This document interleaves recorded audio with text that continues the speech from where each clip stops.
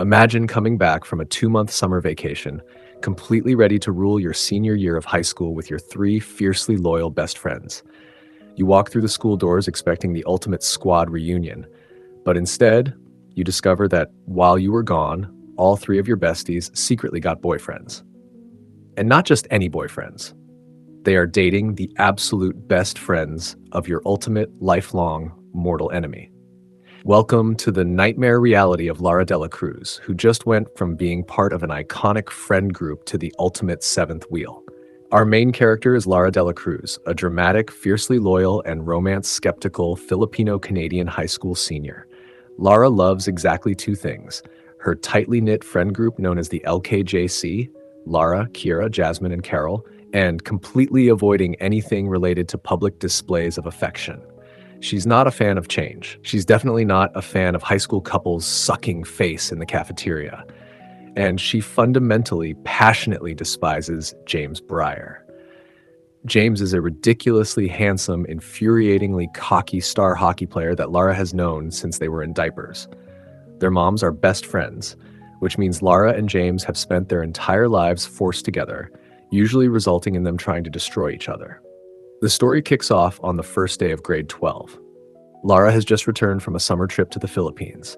She marches into school, ready to reunite with her girls, only for James to literally trip her in the hallway.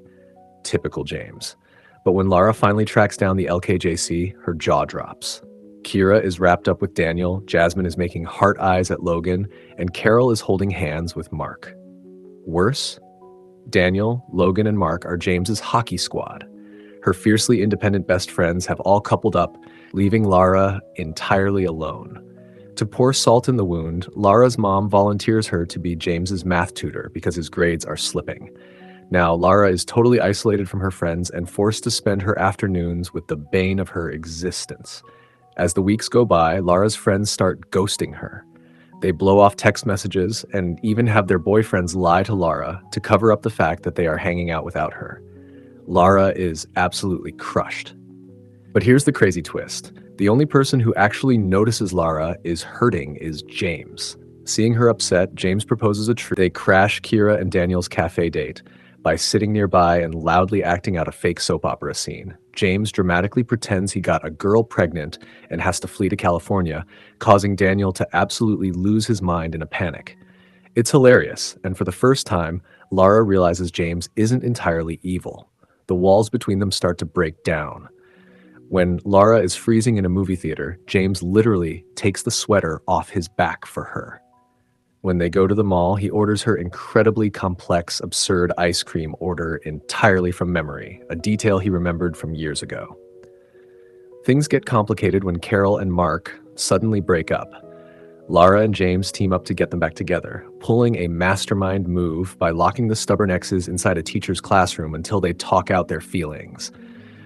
Through all these schemes, Lara and James are actually bonding. The banter turns into deep conversations. James drops his cocky facade and confesses a massive secret. His strict father is forcing him to apply to Oxford University in England to take over the family business after graduation. James is terrified and doesn't want to go, but feels he has no choice. Lara opens up about her own fears of applying for a medical research lab and leaving her childhood behind. The tension finally snaps into pure romance. James borrows his cousin's pickup truck, fills the bed with pillows and blankets, and drives Lara out to a dark sky preserve. He remembered her saying in the 7th grade that she had never seen a sky full of stars. Underneath the galaxy, eating fried chicken, they share a slow, perfect, dizzying first kiss. They secretly start dating, and Lara is finally happy. But a good movie always drops a bomb right when things feel safe. Enter Eliza. Eliza is Lara's gorgeous, athletic cousin who just moved back to town and is temporarily living in Lara's basement. Eliza also happens to be James's old childhood crush. Eliza is everything Lara isn't. She's a sports psychic who perfectly talks hockey stats with James, making Lara feel completely displaced and insecure. The climax hits like a freight train. After a church charity bake sale, Lara walks down to the lake to visit the secret hangout spot she and James shared as kids. She pushes past the tree branches and stops dead in her tracks. Sitting on their bench, bathed in the sunset, is James. and Eliza's lips are pressed directly against his. Lara's world shatters. She assumes he cheated and runs home, feeling like she doesn't belong anywhere. But in a beautiful twist of fate, it's the LKJC who steps up. Her best friends, who had neglected her all semester, rally around her.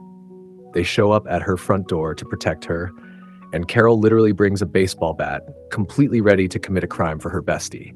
A desperate, tear-streaked James shows up at Lara's door, begging to explain. He drops the ultimate bomb. I love you. But Lara, terrified of getting hurt and furious at the betrayal, shuts the door on him and asks for space. It takes time, but the truth finally surfaces. Eliza was the one who initiated the kiss, and James had immediately recoiled and pushed her away. Lara realizes that she let her insecurities blind her to the truth. She tracks James down at a local coffee shop. In a deeply emotional, candid conversation, she stops running from her feelings and admits she has been in love with him since they were kids. James promises he isn't going anywhere without a fight, and they finally get back together. To celebrate, they go on a date and spontaneously break into a closed botanical greenhouse to help an elderly couple celebrate their anniversary. James plays his grandfather's song on his guitar, and Lara and James waltz together amidst the plants. Lara finally accepts that life is terrifying and messy, but as long as they have each other, they are perfectly content being the best third wheels in the world.